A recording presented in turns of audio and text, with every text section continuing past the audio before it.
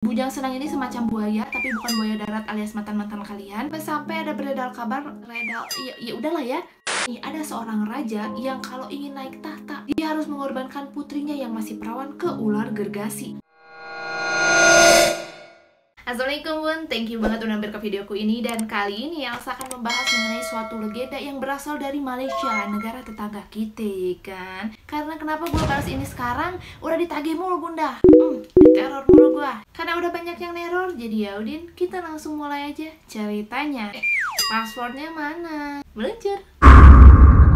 Yang pertama, Bujang Senang. Bujang Senang ini dari Sarawak, yang merupakan makhluk mitologi yang katanya ada dan udah terbukti ada. Bujang Senang ini semacam buaya, tapi bukan buaya darat alias mantan-mantan kalian. Dan besarnya itu ketiga terbesar di dunia gitu bun. Madep nggak tuh? Sekali nyapluk manusia habis, kagak tersisa. Kisah ini bermulai sejak tahun 1975 dan sudah memakan korban yang sangat banyak. Ya lu bayangin aja ya kan, dari tahun 1975 ini sampai sekarang ya korbannya pasti banyak banget. Nah, yang membedakan buaya ini dengan buaya-buaya yang lainnya adalah jalur putih yang ada di atasnya. Konon buaya ini merupakan jelmaan dari seorang pahlawan Iban yang namanya Simalungun. Dia itu dibunuh bersama dengan istrinya. Nah, langsunglah menjelma menjadi seekor buaya. Pas udah menjelma menjadi buaya, mereka langsung bersumpah untuk membunuh seluruh keturunan yang udah membunuh mereka.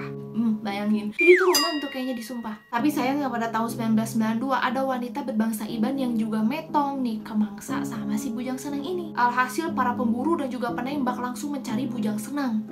Ketangkep loh. Auto di situ Bujang Senang langsung ditembak mati jedor aja.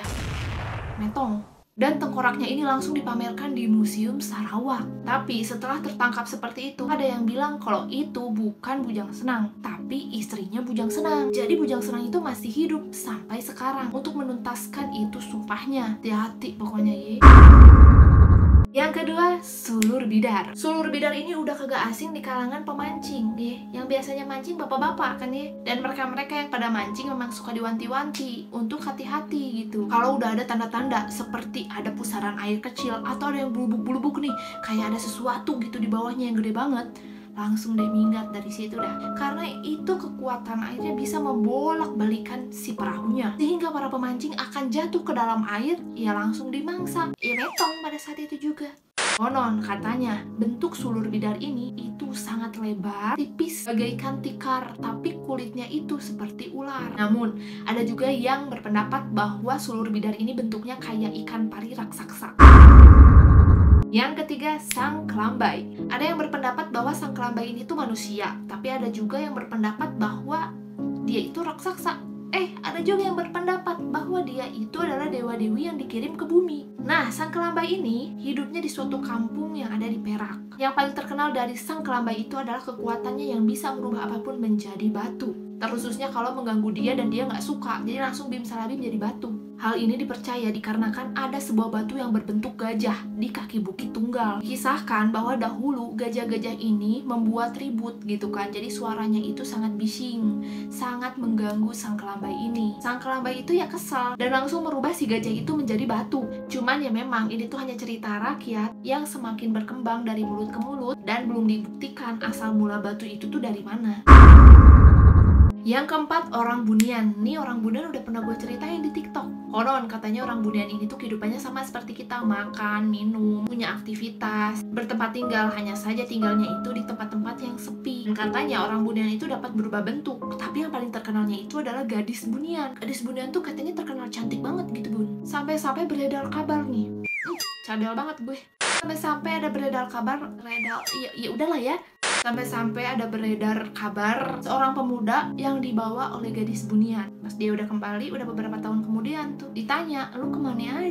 Terus dia jawab, dia ikut sama seorang gadis. Ternyata gadis itu tuh katanya orang Bunian. Gadisnya cantik. Dia katanya perginya cuma sebentar, tapi pas balik lagi itu udah beberapa tahun kemudian. Bahkan keluarganya udah pada metong. Jadi kalau orang Bunian ini benar-benar ada, berarti tandanya alam kita sama alam sana itu ada perbedaan waktu yang sangat signifikan. 5. Naga Tambuakar. Naga Tambuakar ini dari Sabah dan ia dipercaya hidup tahun 1903. Nama Tambuakar sendiri itu diberikan dari bangsa Brunei. Jadi kayak ada kaitannya gitu ya kan? Ya gimana nggak ada kaitannya, wong kita emang deketan gitu. Sama-sama rumpunnya Melayu, ya pasti makhluk mitologinya juga kagak jauh-jauh. Atau bahkan sama gitu bun. Katanya kulit naga ini itu bersisik, lalu lehernya panjang dan kakinya bersirip. Jadi kayak perpaduan antara ular dan ikan. Sehingga ada yang menyamakan naga Tambuakar ini dengan ular hitam besar. Tapi bangsa dusun menggambarkan dia itu seperti ikan belut gergasi yang sangat besar dan dapat berubah wujud. Walaupun ia itu gemar berkeliling di Sabak, tapi dia itu pasti balik lagi ke rumahnya, yaitu di Tasik, daerah Ranau. Dan makanannya itu apa aja, bahkan manusia juga dimakan. Jadi hati-hati nih. Tapi naga itu tuh katanya udah metong saat ada letusan gunung berapi di Pekan Ranau dahulu kala tuh. 6.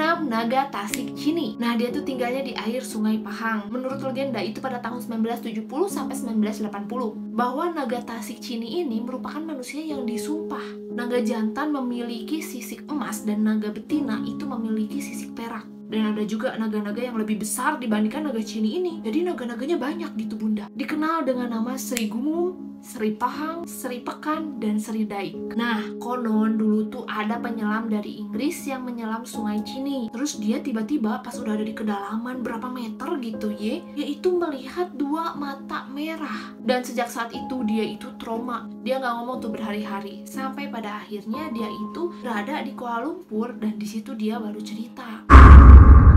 Oke, yang ke-7 ialah ular gergasi dari Langkawi. Konon katanya ular ini hidup pada tahun 1838. Diceritakan bahwa legendanya nih, ada seorang raja yang kalau ingin naik tahta, dia harus mengorbankan putrinya yang masih perawan ke ular gergasi, supaya ular gergasi itu mau menjaga daerah dari musuh-musuh si rajanya.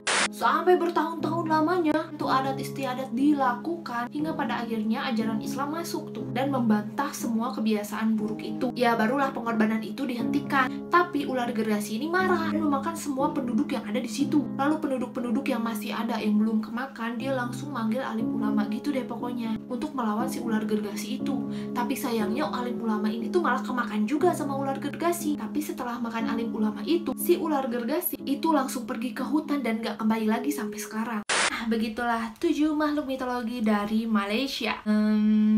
Kira-kira apa lagi ya? Coba deh komen di bawah supaya kita bisa lanjut makhluk mitologi Malaysia apa lagi nih. Atau misalnya kalian mau lanjut makhluk mitologi dari negara lain juga boleh. Langsung komen aja di bawah, oke? Kalau kalian suka dengan video ini, jangan lupa untuk di like, komen, dan juga di share. Oh iya, jangan lupa di subscribe juga. Nyalain lonceng notifikasinya supaya nggak ketinggalan video terbaru dari aku. See you next video. Oke, bye-bye. Assalamualaikum warahmatullahi wabarakatuh.